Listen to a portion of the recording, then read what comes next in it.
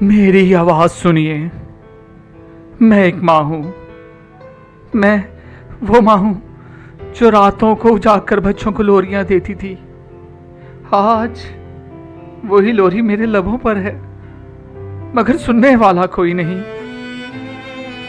میرے بیٹے کا نام احمد تھا، وہ ہنستا تھا، شرارت کرتا تھا اور ہر رات سوتے وقت مجھ سے کہتا تھا، امی جب میں بڑا ہوں گا میں مسجد اقصی آزاد کروں گا۔ اور آج وہ میرا احمد ایک سرد پتھر کے نیچے دفن ہے۔ میں اپنی بیٹی کو کہانی سناتی تھی، اب میں خود ایک کہانی بن گئی ہوں۔ میرے آنسو خشک ہو چکے ہیں، دل میں بس ایک آگ ہے۔ اے مسلم امہ، تمہیں اللہ کا واسطہ کب جاگو گے؟ کیا تمہارے دلوں پر زنگ لگ گیا ہے؟ کیا تم بھول گئے کہ نبی کریم صلی اللہ علیہ وآلہ وسلم نے فرمایا تھا، مسلمان ایک جسم کی مانند ہے، اگر جسم کا ایک عضو تکلیف میں ہو تو پورا جسم بے چین ہو جاتا ہے، تو پھر ہماری تکلیف پر تم کیوں بے چین نہیں؟ تمہارے بازار روشن ہے مگر ہمارے گھروں میں اندھیرا ہے، تمہارے بچے اسکول جا رہے ہیں اور ہمارے بچوں کی لاشیں اسکول بیگز میں دفن ہو رہی ہیں، تمہیں افطار کے دسترخوان کی فکر ہے اور ہمیں روٹی کا ایک ٹکڑا بھی نصیب نہیں۔ کیا یہی ہے امت؟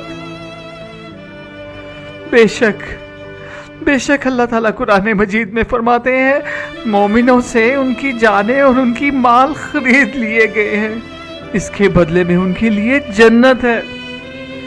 ہم نے اپنی جانیں بیچ دی ہیں، ہم نے خون دیا ہے، اب تم سے مدد مانگتے ہیں، نہ ہتھیار دو، نہ فوج لاؤ، صرف آواز تو بلند کرو، صرف دنیا کو بتا دو کہ ہم اکیلے نہیں، کہ امت ابھی زندہ ہے۔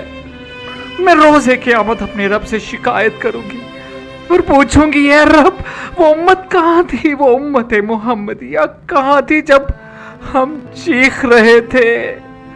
اور میں تمہیں قسم دیتی ہوں اس دن جب تم جواب نہیں دے سکو گے۔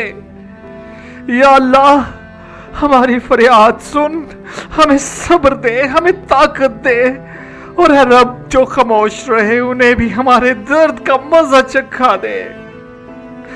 جب ایک ماں پکارتی ہے پوری انسانیت کو سننا چاہیے، مت رہو خاموش، آواز بنو ان کی جو آج رو رہے ہیں۔